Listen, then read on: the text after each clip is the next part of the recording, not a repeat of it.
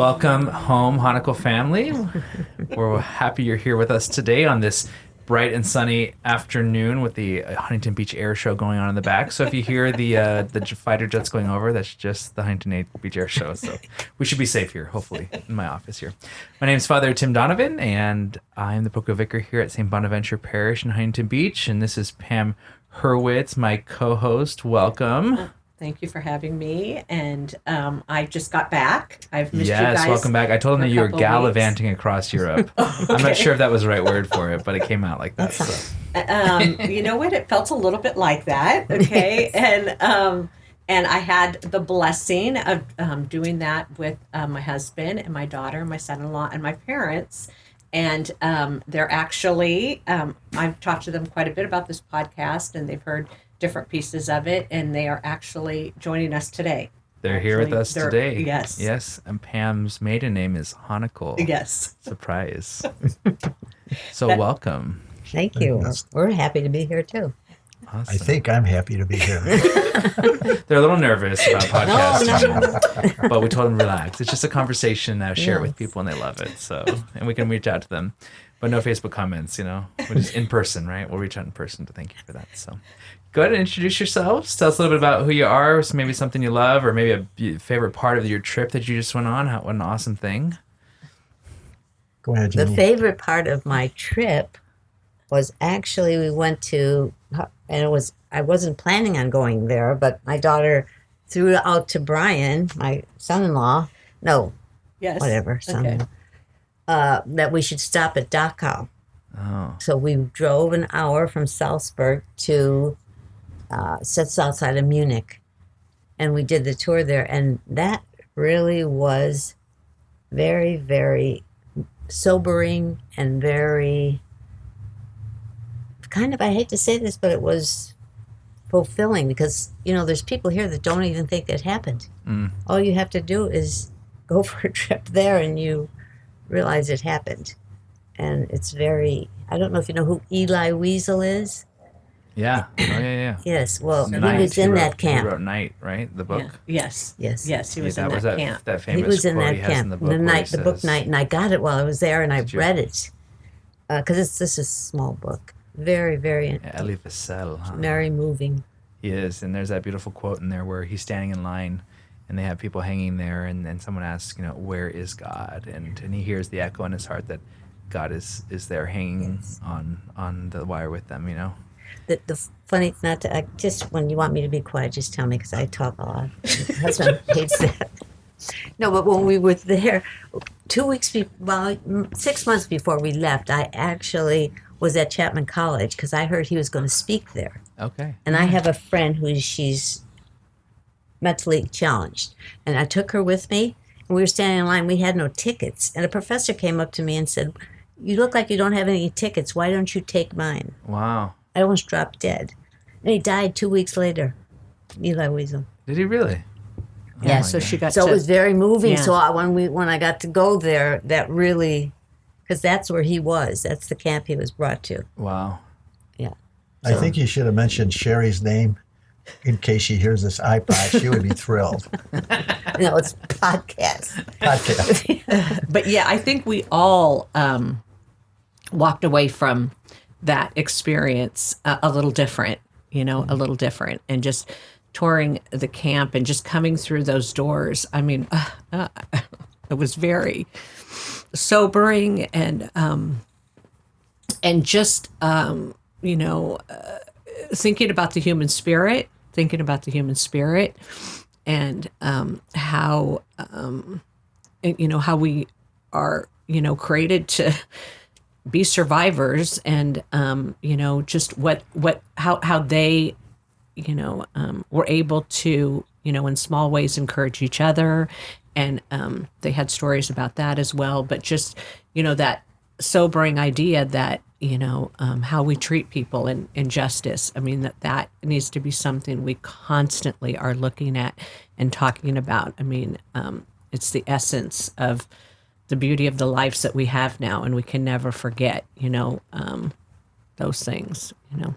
Yeah, not forgetting doesn't allow us to go back in order to those places as well. That we know that the human spirit is capable, our humanity is capable of great evil, but it's also capable of great good. Yeah. And sometimes those experiences of recalling those things can remind us of that too, in our lives. How about you, Larry? I don't think I was that serious on the trip. But just prior to the trip, I became 80 years old. Oh, well, And happy always in birthday. my life, I was in control of everything. People looked at me for answers. I find out that when I get with younger people, I depend on them for answers that just where I'm going and how do I get there. And the modern world passes you by, you know what I mean? But so you sort of get comfortable with it. You just get dependent on people. I would say that, how would I express this? Somewhat helpless in particular cases. I couldn't do it without someone helping me, And maybe I figured as I get along in life, I always felt that I always needed help. I get a little spiritual, but God was pretty much my helper all those years. Take the place of my grandkids, but now my grandkids are helping me more. It seems, but it's more relative. But yeah, it was a great trip, and I really enjoyed it, and I'm enjoying it my 80th year. We would never have that experience without Jillian's husband, because he's just so versed in everything. We said we would still be trying to In get the the airport. car out of the airport. We're never gotten out of the airport. He did everything. Slept 12 days in the airport and went home. I got my, we just could never get there. I just didn't know what it was. Couldn't find the airline. And for me, too, I just kind of want to remind, those that are listening that I think, like a lot of times, I, am in kind of the presence of the small God, the God that I'm turning to and crying out to, and, who's just kind of on my shoulder, and it was just incredible to be with the big God. And, to just some of the places that we went, I mean, they're just awe. That's like the only word to really express, it was emotional just to see just God's creation. And sometimes we think like wherever we are is kind of as good as it can get, but man, it's beautiful out there. And he has done a marvelous job. Yes, he has. Yeah. That perspective is always Yes. beautiful when we're traveling. I came back from a trip. So actually, I went 2 international trips this year, which never happens in my life. I was in Rome and Ireland, and just experiencing other people, experiencing how they live, experiencing getting out of your area. They say that you should leave your house once a day. You should leave your kind of city once a week, and you should leave your county once a month, and you should leave your country once a year. For perspective, that's when the priest told me that. I said, "Oh, that's interesting." If you can do that. Yes. Some people can't do that, obviously, but it was an interesting thought because sometimes we can get kind of just stuck in the humdrum of and then sometimes it shocks us out of it. These experiences may be in very significant places or just encountering the beauty. I saw some of the pictures from there on Instagram. So that wouldn't have happened. I would have had to wait for Pam to come home to print them out before I got them, but that's okay. I could have waited too.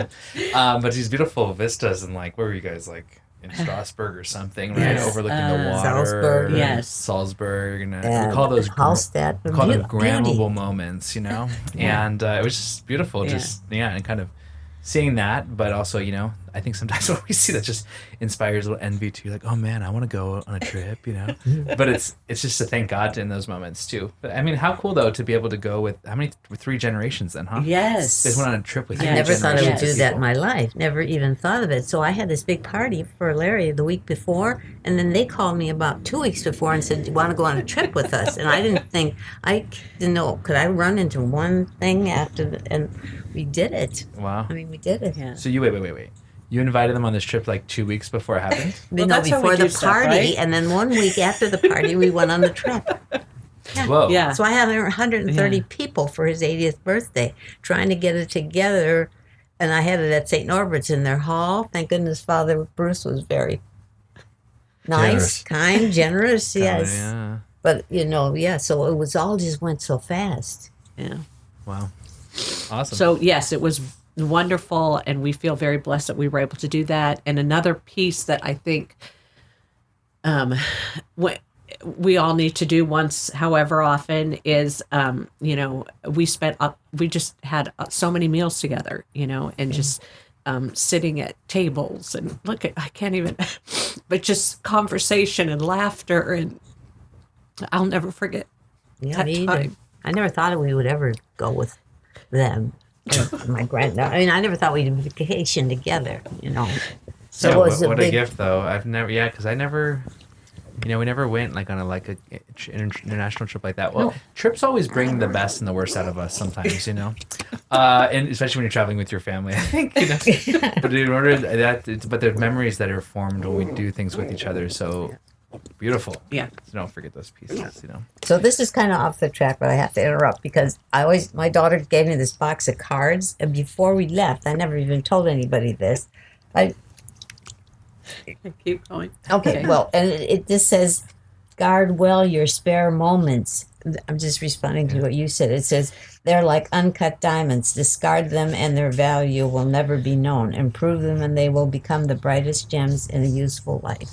Wow. And then I go on this fabulous trip and I just hung onto the card.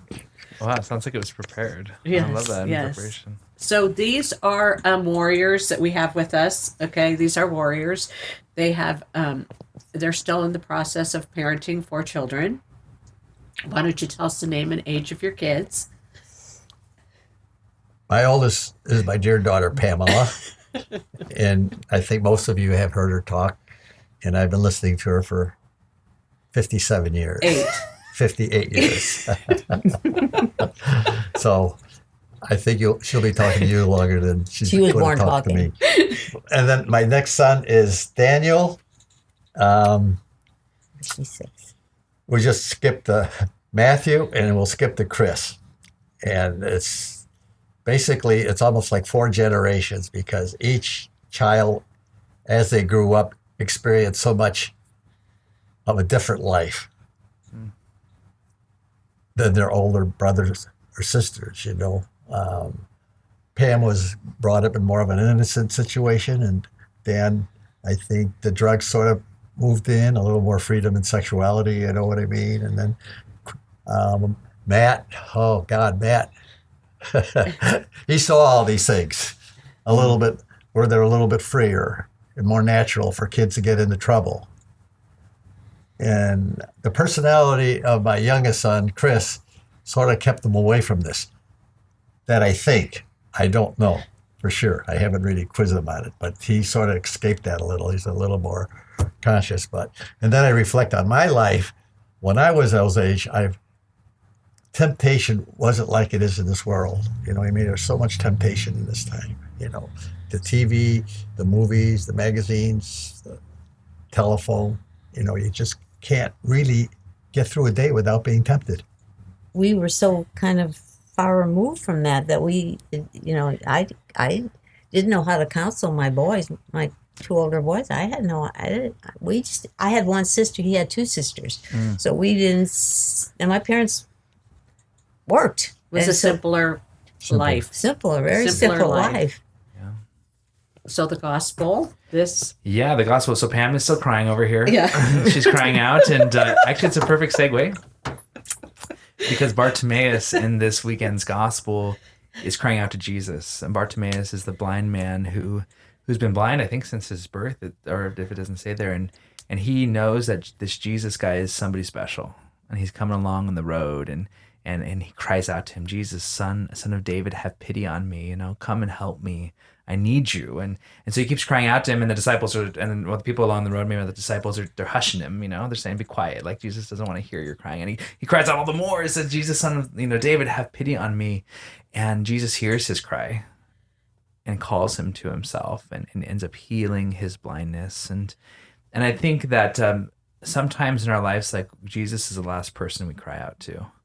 Like in a world where we have so many options of everything, like almost Jesus is the last ditch effort to come to. If I can't figure it out in the medical field, and if I can't figure it out with a psychologist, or if I can't find it on WebMD or something, then I'm gonna, But how often is the first place we cry out to believing that he could heal us, believing that he could be somebody who can do anything because he's God, And the faith of Bartimaeus is incredible, but I think also his persistence is incredible too, continuing to cry out. And and do we even cry out to the Lord? I make this joke at Mass when the babies are crying in the Mass. I love the babies crying in Mass. Some people are like giving them dirty looks, the families and stuff, getting them to like not come to Mass the next week or whatever. But I stop at the end of Mass and I say, thank you for bringing your kids to Mass. I said, when they cry out during Mass, I said, they're doing what we would want to do. Yeah. Mm-hmm. Sometimes they're being honest. Yeah. Yeah. They're crying out, they're saying like, hey, something's going on here, or I need help, or maybe they're just talking to the Lord. It was incredible. This kid, he was one of the musician's sons, and he was up there, and right at the consecration, I hold up the host, and he's like, wow. And I told the people, I said, none of you guys were saying wow. Like, he got the mystery, and it just like kind of that like crying out to the Lord, like being so needy in front of him as Bartimaeus was, I think was so beautiful, and that Jesus heard him, But also is that part that at the end here, that when after he was healed, Jesus said to him, says, go your way, your faith has saved you. And it says, immediately he received his sight and followed him on the way. Jesus gave him permission to go and live your life, but he decided, since he had that encounter with Jesus, that he heard his cry and he healed him, like that he wanted to follow him on the way. He wanted to follow the way, which was Christ himself. And so I talked a lot about that. So to share your reflection on that, and even like, maybe even hearing the cries of others, or your own crying out in your life for healing. And what do you guys think about the gospel this weekend? I sort of had that experience with my son Matthew. My daughter one time she made this statement to me. She said, God takes his time treats every person differently. And maybe it's going to take a longer time for Matt. And you know what? I'd never give up on Matt. He's 51 or 2 now. And I really think God's he's not gonna let Matt slip away. He's going to help him. It's just Matt has a different set of problems and things in his life. And we've tried getting him treatment and stuff like that. And it really... And I guess what you're kind of saying, that really I've seen so much in my family and in my parents, is they, and I think as parents we are called to do this, is they really cry out on behalf of us a lot. Yeah. And I've said to my brothers before, like, I know my mom and dad's last breath will be to ask God to draw us closer to him, and I think that's, as parents, that's, that idea of being in prayer for our kids, that idea of, really constantly seeking and bringing, because we know them. I mean, we know the hardships, we know the things that they're going through, and to really lay those at the feet of their Creator. At the feet of their Creator, at their Father. And I really feel like my parents too, we have brought a ton into their lives, 4 kids, 3 boys and a daughter, and many, many different issues, and, many, many hardships and bad decisions and all kinds of things. And I just know that they always have a start, by bringing it before God. I mean, first thing every single time. And that has helped me so much in my own life and as a parent. And I feel very lucky to have had that from you guys. God hears your cries. I really think he does. Yeah, and I think, when we don't feel like anyone's hearing our cries, we stop crying out, I think so many times in our life that God comes through, doesn't he? God comes through always. The older you get, the more you see it. Yeah, amen. He always comes through and he hears that. And so it's... his way, though. The best way, usually. We think we got the answer always, but it's him. Amen. And he comes through in surprising ways sometimes. Very surprising. I tell people that it's in God's time, too. And maybe his coming through in certain things that we're asking for, begging for, crying out to him for, like, heal me, Jesus. Like, I think that the beautiful part about Bartimaeus was that he wasn't asking for something selfish. Yeah. Hey, Bartimaeus just wanted to be restored. He wanted to be brought back to health. He wanted to be made whole again. You know, the weekend before, we hear the sons of thunder wanting glory, the wanting power, wanting to sit at his left and his right, and he didn't allow them that. But we have Bartimaeus in his humility, just wanting to be made whole, and Jesus is very much so, yeah, he's very much so about that, and he's about that in our lives as well, and to not stop crying out to God, you know? Yeah. We even hear in Paul, I think sometimes in Paul's, I think it's Corinthians, I forget which one. Anyways, he says, you know, Paul was crying out to the Lord to remove this thorn in his flesh. And God doesn't remove the thorn in his flesh, but God says back to him, like, my grace is sufficient for you. Like, and that's a healing word as well. You know, that God is saying that, is speaking that beautiful thing into his life. Like, he didn't take the thorn out of his flesh. He didn't take the struggle from his life or the struggles from our lives all the time. But he's giving us always that grace that we need, you know. And so really, I think both of those are healing moments, that we're given new eyes, even, like, to see our lives through the grace of God. Now that I'm older and I'm able to observe because I'm not running around raising kids, right? And I see that more and more, like you say, how the Lord works so unusually. So he picks some unusual people, and I'm aware of it now. Before, when you were busy with your kids and your life, you couldn't really step back. But now that I'm older, I see so much. So many of my lady friends say the same thing, you know, really. It's amazing.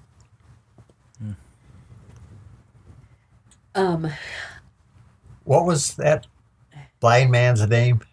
Bartimaeus. Bartimaeus. How did Bartimaeus get there? He was on the road, it said, right? Yeah. Yeah. You heard people talking. Mm. People talking about Jesus. Mm. They must have been saying good things about Jesus, what he does and what he's been doing and what he's preaching. And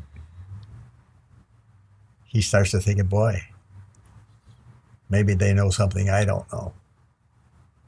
And that's how we have to look at our life, is that our kids still don't know what we know. You know what I mean? Because we've been through so much. And these people that were along the road, they knew. They already knew Jesus. They knew how he could help them. And whatever the guy's name, Bartimaeus. You know? Bartimaeus. Bartimaeus. Tried it. You know what I mean? He tried it. He cried out to Jesus. That's what we have to teach everybody, all our children, to cry out to Jesus. But we have to set an example how Jesus helps us in our lives. It's not instant. You have to work at it. But don't just shut Jesus out of your life. It seems to be something that I can't understand, where people are just, they don't want to shout out. I'd rather be blind, maybe. I don't trust it. I can't do it. I just trust my own nature, and it doesn't work. You need Jesus in your life. You need God. You got to cry out to God. If you don't cry out to God, life, I would say, life will be empty. Life will be, there's just too much distractions in your life. You can see the most successful people, you see they live in the most misery, you know? Every day you talk about this successful person or this, and all of a sudden you find out, gee, this person just overdosed, or this person's divorced, married 3 times. I don't think they cried out much to God, because God doesn't want those people to do that. Yes, but I don't think sometimes those people have that somebody is, that they know to cry out. I just don't think they know to cry out. It's fine. I mean, you say, well, the person's too close to the devil. Well, honestly, the young people now, that's all they see. I mean, that's all they see is bad stuff. That's all they see. I was really Yes. struck, though, by what you said. Like, how did he get there? He heard other people talking about Yes. him, you know? And that's what witness is all about. Like, those other people were witnessing to the fact of what they saw Jesus do in their lives, into the people that they saw, into their relationships. And we don't often talk about Jesus to people. Oh, yeah. Like, and we don't often talk about him and the things that we've seen. Like, hey, I've seen Jesus heal people. I've seen Jesus change my life, and I think that's so needed today when people are hearing lots of messages from a lot of different places. Are they hearing the message enough, Because as we talk about that, it's like so much more of the day, even like we get a confirmation students once or twice a month, and we're trying to speak this message into their lives. But 99% of the rest of their month is spent in front of different sources of information. And so they're not That's all hearing the contradicting you invitation. practically. Basically, yeah. It's I all mean, people on YouTube have more authority than I do, but even then, the smallest whisper though, in the mountain of chaos in their lives can mean something. That they're going to remember that, and when we can share that peace, and when they're in the place of maybe they do recognize their blindness and they do recognize their need for God, eventually they're going to be reminded that they could cry out. And I know even like our work as youth ministers, sometimes we look back and we're like, my goodness, like where was the fruit of all of those many hours of work and sacrifice and everything like that? And of course there are lots of fruit, but there are a lot of kids who never had continued with their faith. But my hope is that at some point in their life that they're going to remember to cry out. That's what I think. I and think God's a good God, and I think he's fighting till the very end for you. And I really, want to encourage if, grandparents that are listening to this too, that, like you were saying, you guys have been on the road longer and you've seen what God can do, and and how important it is for us, like Tim was saying, to witness, and the opportunity. Many times, my own kids, Jillian and my son Joseph, they just can't believe how cool. Everybody loves their grandparents. Okay. And and constantly my brothers were saying, these aren't the same people that raised us. You don't get it. Okay. Like they have all this time now. No, this wasn't what it was like before. Okay. But grandparents, they find themselves in a really, with opportunity. Yeah. With opportunity to, one of the most important things you guys have done is spoken into the lives of my kids and really pointed to Jesus. And that's, grandparents do, use your wisdom, use your road, because that's why you've been walking on it. And like you said earlier, you have that opportunity to you're more reflective, or you have more time to kind of muse. And Yeah, exactly. And you could maybe speak a truth that they haven't seen or the parents haven't seen in the midst of their lives. And then when they complain about their parent, you can tell them that, just a minute, you're gonna cross this same bridge yourself someday. And they're not trying to hurt you personally. They're trying to help you get where you're supposed to get. It's So what was this guy's name? Bartimaeus. Bartimaeus. Bartimaeus was on a road. Yeah. We're all on a road. We hope we stay on the right road. We need a rudder in our life, or a string to pull us, but mostly a rudder. If you're a ship out in the water and you don't have a rudder, you're in trouble. You're not going to get where you want to be. And where are the rudders in life? I think the only rudder in life is God. You got to put your sights on Him and help you steer your ship through your life, and that's gonna be very much more fulfilling. Less distractions. Keep your eye on the road. Okay. I love the Lord too. He's not afraid of Bartimaeus' blindness or his disorder or his brokenness or any of that stuff. He calls him to Him. Yeah. And even if we've been rudderless for a long time, yeah, come here. Let's go. Yeah. Well, we're going to install the rudder, He was rudderless. He couldn't see. Yeah, he was rudderless, exactly. Yeah. Yeah. But Jesus called him to Himself. And I think that, he had no other way of getting to Jesus besides hearing His voice, right? And coming toward Him, maybe being led by all the crowd to Jesus and kind of nudged him along into the peace. Yeah. I think too that, I don't know, I feel also like the world right now, or compared to when you guys were younger, is it's not, we are afraid to cry, because we might look like we don't have it all together somehow. You know what I mean? That we're, afraid to be vulnerable, afraid to, to not have it all together, and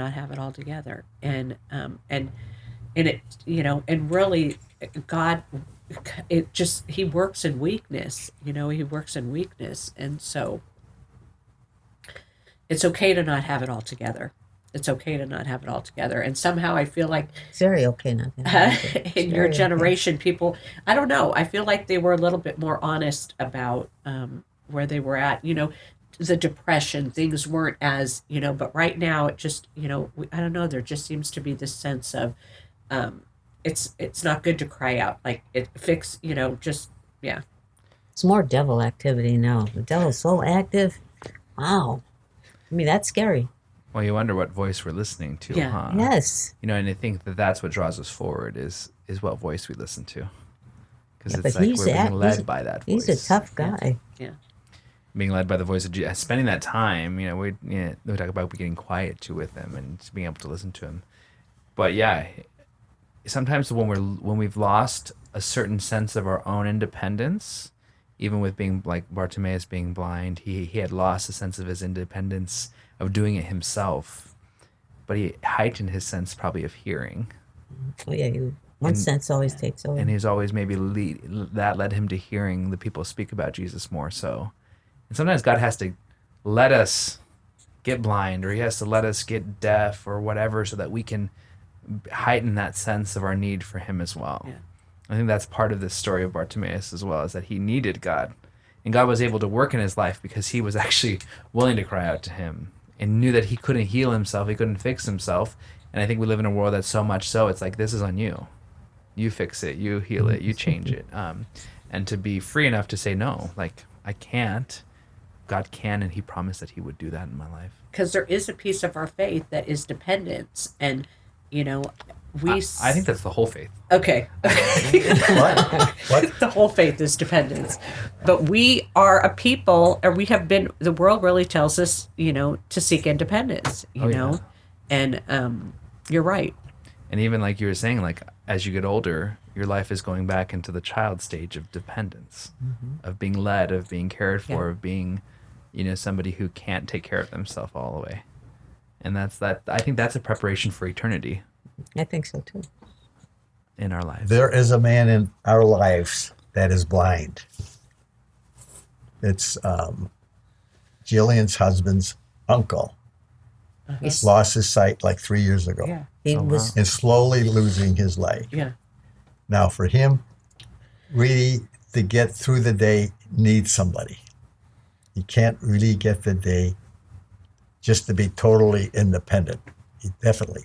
But he is so independent, it's hard to believe. He took us to the races. We went to Ascot races with this gentleman. mascot.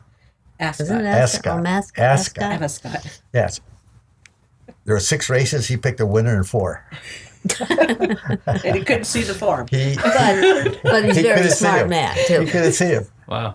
One of the deals is it was a 2-mile race, and they're way on the backstretch. We could hardly even see it. And my son-in-law says they're braking, and this blind man says it's too early to brake. They're going up a hill. He can't So your see. senses get so keen. But he's listening to it on his earphones. Wow. You know what I mean? There's so many other. So you have to also work. If you are blind, you have to function. Get out of it. Make yourself viable. There are people that are blind in this world. You need help. You need help. You have to be receptive to help. You're not going to make it on your own. And he could not make it on his own, but yet he is very, very independent. Unbelievable. Wow. I don't know how you're going to edit all of this. You got a job. Cross it all out. Father. I'm like, man, what am I Tim. going to preach about next weekend? Because there's like so much good stuff here. Right. That's like what I'm thinking about right now. Yeah. No, you've had some pearls. Okay. There's Let's get back to that. There's Who's some that guy we're talking about? Bartimaeus. Bartimaeus. Has Yeah, trouble Bartimaeus. Or whatever Bartimaeus. that, yeah. One of the things also that we like to share every episode is we like for our guests to share one family tradition that they find most helpful in bringing faith and family to get together in the context of your home. Maybe it's something you do when the families come over. Maybe it's something you do together as a couple. Is there anything that you'd like to share? Because I always find that it inspires our families to say, I could try that. I could try that in our lives and see how it goes. Well, they all like to eat, so we really eat together a lot. Not so much now because they're gone, but when they were young, I had to have them sit down at the table and everybody likes to talk, so there was a lot of talking and not listening, but they thought we were listening. The other ones thought they were listening. You know what else too? Tell them about what we do on Christmas morning. Well, Christmas morning. Okay. That's the one thing I do. They're getting a little old for it, but doesn't matter. We have the grandkids come in the room from the bedroom and we carry Jesus. He sits on our altar. We have a big production, the whole scene and all that. On their fireplace. On our fireplace, and then we have a pillow, and then they always used to fight over who carries him, and put him in that thing, and then we sing. Happy birthday, Jesus. So picture, this is like a 27-year-old, yeah, we're still doing it. A 20-year-old, a 22-year-old, all but we got all walking, behind. Somebody gets picked, and usually they pick the person who needs it the most, whatever grandchild's having the hardest time, gets to carry Jesus. Wow. And then we all are in the other room, and they come out with them, and then we all sing happy birthday, and they put him in the manger. I love that, because it gets the focus right, huh? Oh, yeah, you got it. I think that works. I say now we got one still in 6th grade, so he knows it's going to be him in the next few years. Oh, okay. The rest are not necessarily. And we'll let Pam carry it next year. Yeah, and you know what else too is we never open a present before that. You bring out the present, right? Yeah. Yeah, no presents before that. Because when I was younger, I used to sneak upstairs. We had an attic back in Chicago, and I used to sneak up there and count my sister, who had more, her or me. And then you peek a little. That takes all the fun out of it. I didn't get in on that last thing about what? About tradition. Oh, yeah. But we did have a tradition for many, many years. We used to have the State of the Union. Every year, I always tried to get everybody for the State of the Honikel family. Okay? We get everybody together. And times were very good at that time, too, so it was easy. Now that when the times get better, we have a little more difficult doing that. But one of the things at Christmas and Easter, when you pray, I try to always have a reflection on that. The hereditary of the Honikels has been Catholic. You know what I mean? And we have that to try and keep in our minds that we are a Catholic family. And unfortunately, I feel guilty that I'm not doing that is forcefully, but this coming January, I'll do it again. I like that.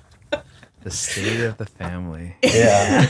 Yeah. It's good. Yeah, we used to have family meetings, and they were like always the most uncomfortable things in the universe, but always something important came out of them. Yes, yes. Yes. You have to make them uncomfortable. You do. And they are. Yeah, it's always an uncomfortable situation. Yes. Yeah. But it's the fruit of it's always a good, I think, in that way. So. Awesome. Well, we know that good fruit come from good trees. Yes. And so we thank you for the good fruit of Pam and of allowing her and supporting her in her ministry. I know, being a minister is not an easy game. Thank you so much for coming out today. And can you believe that went so fast? And we're 41 minutes in. Okay. That went fast, huh? I thought I looked over and I was like, my goodness. That went fast. That's 41 minutes we've been talking. Well, we're not nervous. It's just a conversation. You're just a young kid. To us, you're just a young kid. Encourage our other grandparents that I'm going to invite on eventually. That it's okay, right? This is good stuff. So yeah. And thank you for being faithful and continuing to witness to your family, even when it looks like the healings aren't coming, and it looks like the hill's not changing. But continuing to be faithful, knowing that Jesus is ultimately the one faithful to us.